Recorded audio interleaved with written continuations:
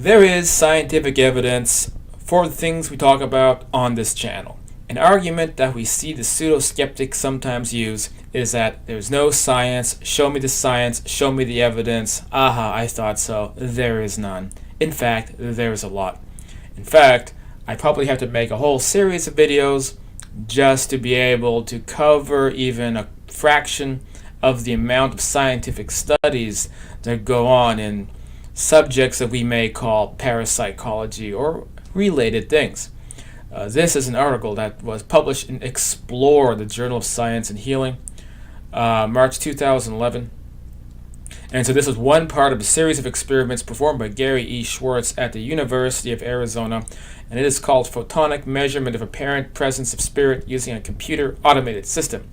So basically what happened is Schwartz had purchased about a $25,000 photon detection unit to be able to measure changes in light frequency in a pitch black isolation chamber. So he was working with, if I recall correctly from the research I did a number of years ago, he was working with a couple of different mediums, and the medium was purportedly to be communicating with a spirit team and deciding specific intervals when they would be making contact through that chamber, and his equipment would then pick it up. And in this study, he is using an automated setup using a computerized monitoring system, so that the study is completely blind. Okay, so a blind study means there is no chance of interference by the experimenter or the subjects in the experiment or anything else that could become a variable. And so this is only one part of a series of experiments I'm familiar with. Of course, it resulted in being basically an outstanding success for the spirit hypothesis, because when the spirits were directed to make contact in the isolation chamber, the photon level in the chamber changed, and this is apparent on a series of graphs. I believe I published those graphs in my first book when I was referencing this. They're not on this abstract, but I think you get the idea. You can look this up at ResearchGate. You might have to pay some money to get the whole publication, but you can also check out Schwartz's books like the Afterlife Experiments, and some of his more recent books. I think one's called The Sacred Promise. I don't know which book it was that he chronicled this experiment. It was relatively recently, back in 2011. The point is, this is the kind of stuff that goes on.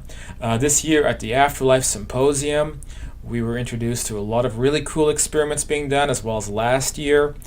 We have the same team working on the Soul Phone, which is a kind of advanced ITC-related experiment, and further involving spirit communication. And then we can go to the really deep, crazy stuff like with Sonia Rinaldi, who is developing very clear photos of deceased people who are coming through her equipment to say hello to their deceased relatives. So this stuff is all happening right now, but the people who are opposed to these subjects, they won't have any of it. So the odds are, if you get engaged in a debate with the pseudo-skeptics, then they won't even be aware of this stuff, or if they are aware of it, they only know about the rational wiki version of these things. So there is a deliberate effort to discredit these topics. So sort of what we call debunker websites, they like to misrepresent these studies. They will pick them apart. They will say, well, this study is invalid because it wasn't replicated. What they don't understand is that that's not how science operates. You can't say a whole experiment is useless because it wasn't properly replicated yet. No science is perfect, no experiment is perfect, and we're dealing with some really difficult subjects to wrap our fingers around. We're attempting to physically measure phenomenon happening in other dimensions. So the idea that we can just snap our fingers and make a study perfect is laughable. And it's also laughable to think that because something maybe has a flaw, that the whole topic needs to be thrown out. We know that's not the case either. It's just that the people who deny these topics It's really a political thing, or they're playing the role of prosecutor.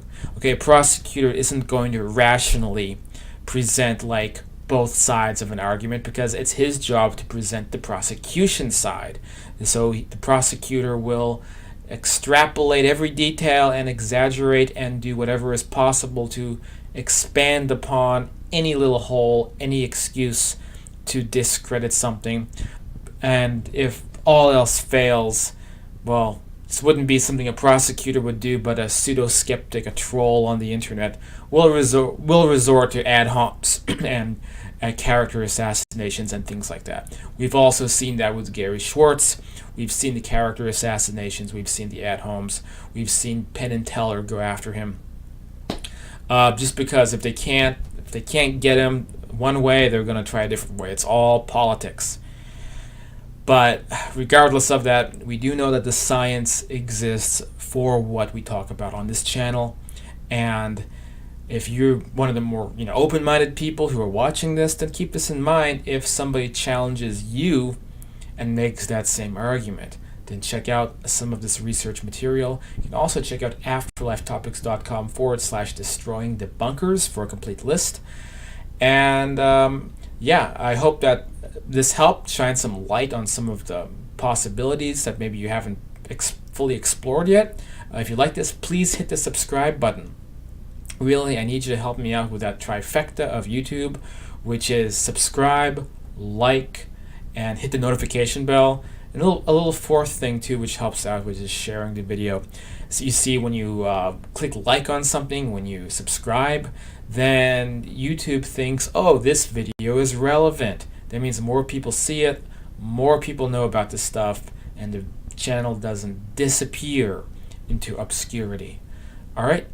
Hopefully I'll see you guys on the next video. Don't forget to check out afterlifetopics.com. You can check out the books, Understanding Life After Death, The Afterlife and Beyond. Check out my classes. We do those twice a week at Afterlife University. It's all on the website.